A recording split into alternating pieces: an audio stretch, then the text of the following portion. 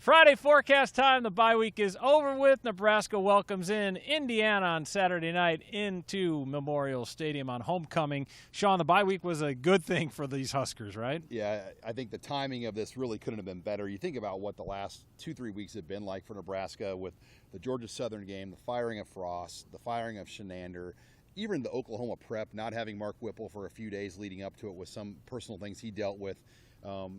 And then you have a new defensive coordinator that will now have this time in Bill Busch to get things ready to go. So, the timing really couldn't have been better for Nebraska. One of the things Mickey Joseph talked about Tuesday was simplifying defensive calls. That should help Bill Busch coordinate his defense for the first time. Why is that so important, especially with Indiana coming to town? I think with Indiana, they're going to try to run plays in a hurry. They want to snap it 100 times a game. In a loss, and I've never seen this, Andy, a team that lost a game ran 104 snaps. That's crazy. I mean, that is – number one, an insane number. So they don't get a lot of big plays. They just get a lot of 3 to 5 yard dinks and dunks, but they want to run at a high tempo. And for Nebraska's defense, one of the issues they had under Eric Shenander, I think too often, too not, Shenander was looking for that perfect call, trying to match everything the offense was doing, and it was leading to the defense not necessarily being ready before the snap. So I think Bill Busch's first job is let's get our guys lined up and let's get them ready to at least have a chance, because if we don't have them lined up right, we're already in a pretty bad spot at that point. Mickey Joseph also saying on Tuesday he's going to give some opportunities to some young guys. We saw it on the two deep. But in reality, that's really just on the defensive side of the football. Yeah, I don't see anybody on offense that's going to really just jump in there. But I do think on the defensive back seven, whether it's Omar Brown maybe playing more at nickel, or maybe a Malcolm Hartstung or a Jaden Gold, or maybe a Noah Pola-Gates gets inserted more in the mix at safety, I think you're going to see more back-end things happen.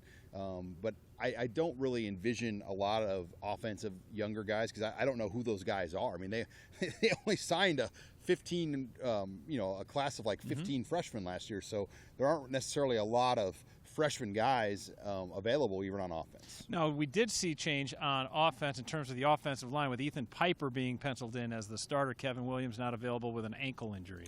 Yeah, the Kevin Williams thing, he should be back. But Ethan Piper has been a starter. He started in, 2020 for Nebraska in the COVID year.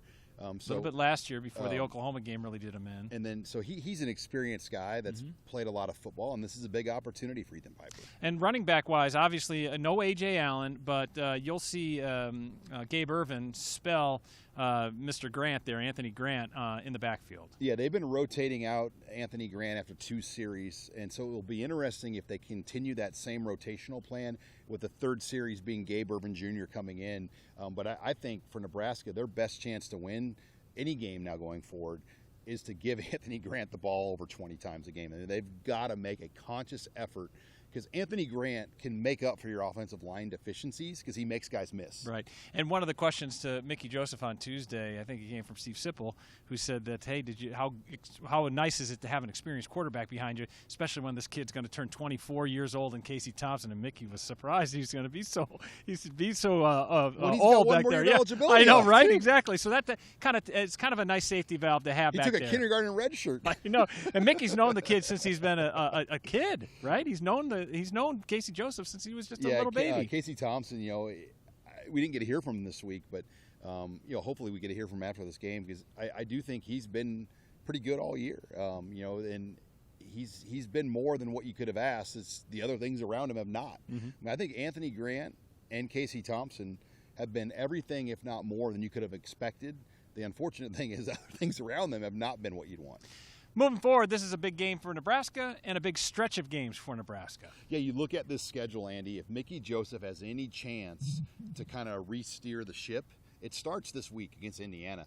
Nebraska's favored, and I think that's a surprise. Yeah. I know you had. I was surprised. You had to double check. Yeah, your I said, "Are you sure?" That says minus, not plus. Yeah. But Nebraska favored. Then they go to Rutgers, who, the timing of the Rutgers game is great. They have Iowa, then Ohio State on Saturday, then Nebraska. So you're going to get Rutgers after 2 physical type of games, and then you go to Purdue, who Purdue's been kind of up and down this year. They're a good team.